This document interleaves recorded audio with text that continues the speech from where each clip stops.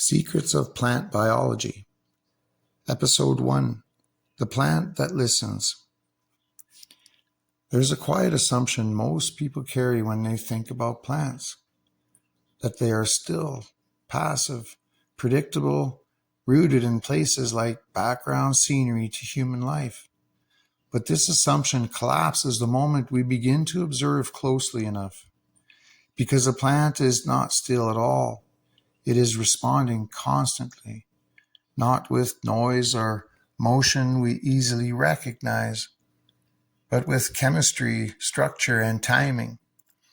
A living conversation is happening between the plant and its environment every second of its existence. Cannabis, like many plants, does not simply grow into a shape. It negotiates that shape. It listens to light, not as illumination, but as information. It responds to air movement, to moisture, to temperature shifts, to subtle changes in its surroundings that a human might never consciously register. What we call growth is actually a record of decisions being made at a biological level. Decisions encoded in proteins, hormones, and electrical-like signaling within living tissue. To understand this, we have to abandon the idea that intelligence belongs only to nervous systems. A plant does not have a brain, but it does not need one to process information. Its entire structure is distributed intelligence. Every leaf, every node, every root tip is participating in sensing and response. The plant is not centralized. It is decentralized awareness expressed through biology. Light is one of the most important forms of communication in this system, not just in terms of energy, but in terms of pattern, direction, intensity, duration. Each of these carries meaning. The plant reads these patterns and adjusts its internal processes accordingly. Leaves orient, growth shifts, internal chemistry recalibrates. What appears to be simple upward expansion is actually a coordinated response to a dynamic field of information. Even more subtle than light is the plant's response to internal and external stress. Stress in biological terms is not purely negative. It is information that something has changed. A shift in wind patterns, a change in temperature, a disturbance in physical structure.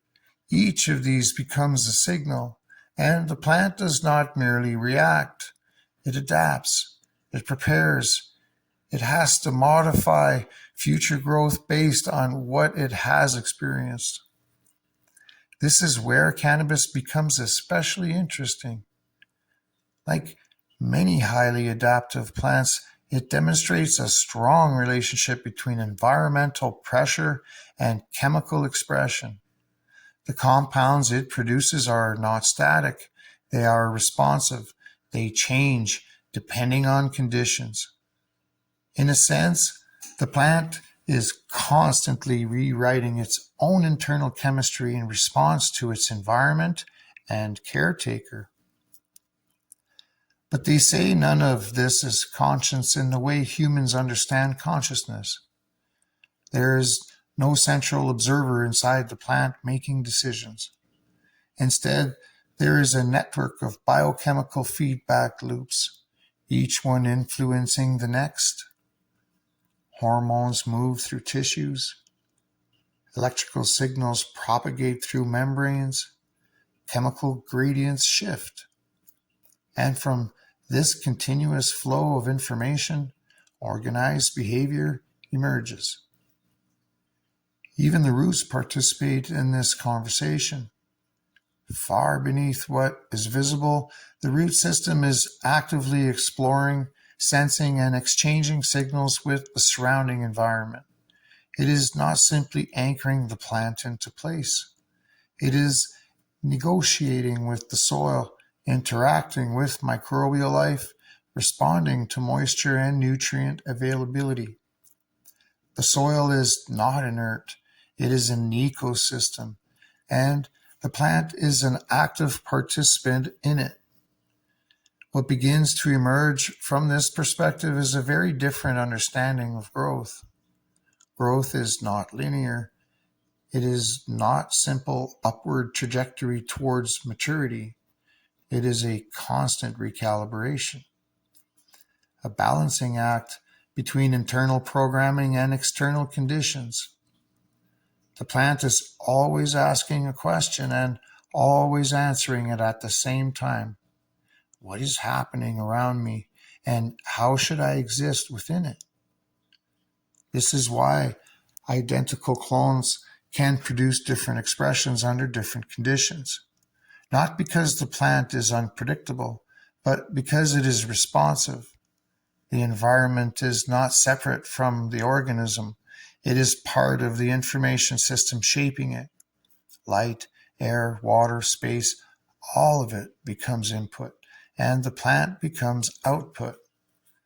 There is something quietly profound in this, because if intelligence is defined not by thought, but by the ability to adapt to information over time, then the plant is undeniably intelligent. Not in a human sense, but in a biological sense that predates human cognition entirely. It is intelligence without ego, without narrative, without separation between sensing and being. Cannabis in particular reveals this adaptability in ways that are visually and chemically expressive. Its structure is highly responsive, its internal chemistry is dynamic, and its relationship with stress is not simply about survival, but about transformation. What challenges it does not destroy it, often reshapes it. When we begin to look at the plant this way, cultivation is no longer about control. It becomes an observation, a dialogue. The environment speaks through conditions. The plant responds through structure and chemistry. And the grower, if attentive enough, becomes part of that loop rather than outside of it. This is where most conventional thinking breaks down. The assumption is that plants are engineered objects waiting to be optimized. But in reality, they are adaptive systems already engaged in continuous optimization based on their surroundings. The role of the observer is not to impose intelligence onto the system, but to understand the intelligence already present within it. And so the question shifts. It is no longer how do we make the plant grow better? The question becomes something quieter and more precise. What is the plant already telling us about the conditions it is in? What patterns is it responding to? What language is it speaking through its structure, its color, its timing, its chemistry? Once we begin to see plants through this lens, even something as simple as a leaf is no longer just a leaf. It is a record of interaction, a physical memory or environmental dialogue, a living archive of light, stress, balance, and adaptation.